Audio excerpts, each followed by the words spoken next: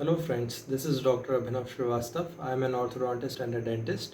आज मैं आपके साथ डिस्कस करना चाहूँगा एक one of the most common problems जो पेशेंट लेके हमारे पास डेंटल क्लिनिक्स में आते हैं। It is burning sensation of oral cavity, oral mucosa. तो उसमें पेशेंट्स कंप्लेन करते हैं कि हमारी जीभ में जलन हो रही है, हमारे जो चीक है, जो हमारा हार्ड पैलेट है उसमें जलन हो रही है। ये सारी कंप्लेंट्स पेशेंट करते हैं। मोस्ट कॉमन साइट इसमें टंग ही होती है जहाँ पे पेशेंट को ये बर्निंग सेंसेशन की प्रॉब्लम्स होती हैं। ये प्रॉब्लम जो है करीब करीब 5% एडल्ट्स में ये प्रॉब्लम देखी गई है, ज़्यादातर एशियन पेशेंट्स में ये प्रॉब्लम देखी गई है। और फीमेल्स में ये प्रॉब्लम सबसे ज़्यादा देखी गई है। फीमेल्स में तो करीब करीब 4 to 7 टाइम्स ज़्यादा देखी गई है ये प्रॉब्लम मेल पेशेंट्स की अपेक्षा में। Now, before coming to the management of this problem, how to diagnose this problem, we should know the cause of क्या क्या पॉसिबल कॉजेज हो सकते हैं इस प्रॉब्लम के, जिससे कि हम उसका प्रॉपर डायग्नोसिस और ट्रीटमेंट हम करें। तो सबसे पहले मैं बताना चाहूँगा आपको दो प्रकार के इसमें कॉजेज़ हो सकते हैं, एक लोकल कॉजेज़ और एक सिस्टमिक कॉजेज़।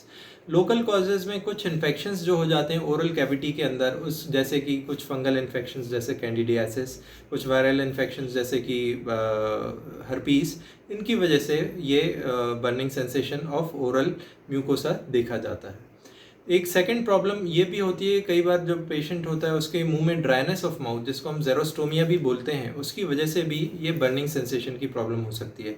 अब जो ड्राइनेस ऑफ माउथ होती है, जो पेशेंट को लगेगा कि मेरा मुंह पूरा सूख गया है, वो दो वजह से हो सकती है। या तो अगर पेशेंट माउथ ब्रीदर है, या फिर किसी उसने कोई मेडिसिन ऐसी ली हैं तो। और तीसरा कॉज होता है कि कई बार जो सलाइवरी ग्लैंड्स होते हैं पेशेंट के, salivary glands proper saliva secrete नहीं करते हैं, तो उसकी वजह से पेशेंट में ड्राइनेस ऑफ माउथ होती है and ultimately burning sensation of oral mucosa होता है पेशेंट में। तो हमको ये कॉज को भी ठीक करना चाहिए, देखना चाहिए कि किस वजह से ये कॉज हो रहा है, मतलब किस वजह से बर्निंग सेंसेशन हो रहा है, and then we can plan out its treatment. One of the other causes is, जैसे कि कई पेशेंट्स में हमने देखा है कि कुछ पेशेंट्स कुछ एलर्जिक होते हैं किसी मेडिसिन को या फिर किसी फूड को, तो उस वजह से भी बर्निंग सेंसेशन की प्रॉब्लम पेशेंट्स में देखी गई है। कुछ पेशेंट्स में कई पेशेंट के दांत थोड़े से नुकीले हो जाते हैं, थोड़ा सा शार्पनेस आ जाती है दांतों में over a period of time, जैसे जैसे एज प्रोग्रेस करती है उसकी वजह से। तो उसमें भी जब ट्रॉमा होता है टू द ओरल म्यूकोसा, तो उसमें भी पेशेंट्स में बर्निंग सेंसेशन हमने देखा है। कुछ पेशेंट जो होते हैं, मतलब बहुत पुराने डेंचर्स लगा रहे हैं, बहुत समय से लगा रहे हैं, और उनके मतलब जो डेंचर्स होते हैं थोड़े से टूट गए, या उसमें थोड़ी सी शार्पनेस आ गई है, या फिर उनका हाइजीन जो डेंचर्स का है, डेंचर के अंदर ही फंगल इन्फेक्शन हो गया है, तो उस वजह से भी ये बर्निंग सेंसेशन की प्रॉब्लम आती है। अब जो सिस्टमिक कॉजेज़ में हम आते हैं, तो उसमें सबसे जो मोस्ट कॉमन कॉज है वो हार्मोनल है, और वो देखा गया है पोस्ट मीनोपॉजल फीमेल्स में देखा गया है ये चीज़। उनमें ये प्रॉब्लम पोस्ट मीनोपॉजल यानी कि मीनोपॉज के बाद में जब फीमेल्स में हार्मोन्स की कुछ डेफिशिएंसी होती है, जैसे ईस्ट्रोजन और प्रोजेस्टेरॉन, उसकी डेफिशिएंसीज की वजह से भी ये प्रॉब्लम फीमेल्स में देखी गई है।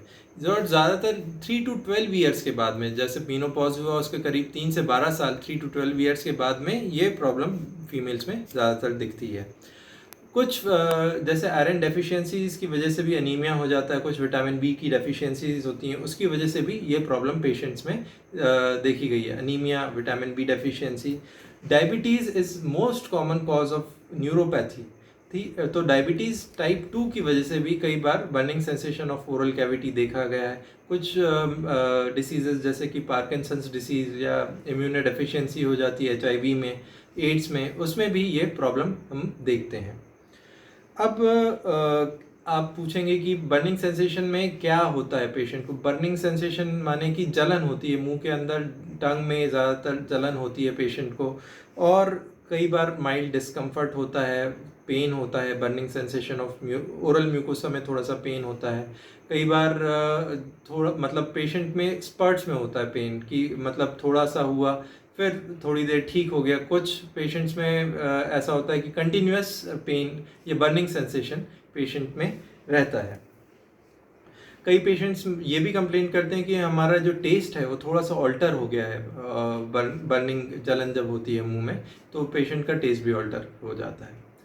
अभी मैंने आपको ये इसके साइंस बताए, अभी मैंने आपको इसके कॉजेज़ बताए, अब मैं आपको इसका ट्रीटमेंट बताऊंगा। ट्रीटमेंट को मैं 2 टाइप में डिवाइड करूंगा, एक सिम्प्टोमेटिक ट्रीटमेंट, एक ईटियोलॉजिक ट्रीटमेंट यानी कि कॉज का ट्रीटमेंट। तो सिम्प्टोमेटिक ट्रीटमेंट जो हम उसका करते हैं, जनरली अल्फा लिपोइक एसिड के सप्लीमेंट्स हम देते हैं इसमें पेशेंट को, कुछ विटामिन बी के भी सप्लीमेंट्स देते हैं। ऑल्सो कैप्सेसिन के जो क्रीम्स रहती हैं वो बहुत काम करती हैं बर्निंग सेंसेशन को ठीक करने में।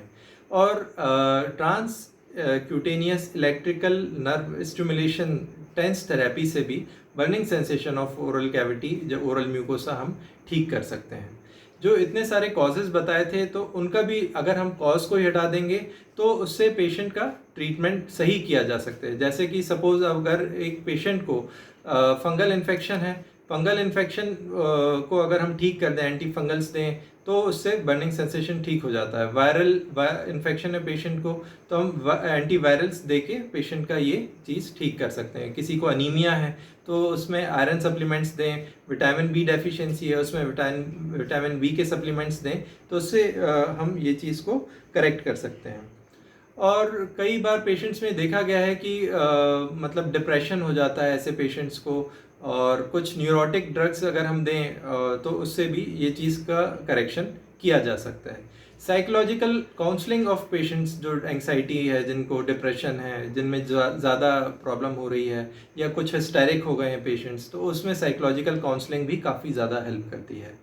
तो फ्रेंड्स, मैं होप करता हूँ ये मेरा वीडियो आपको पसंद आया होगा, और आपने ये जो इन्फॉर्मेशन मैंने आपको दी ये आपको कहीं ना कहीं हेल्प करेगी, ये मैं होप करता हूँ। तो थैंक यू सो मच।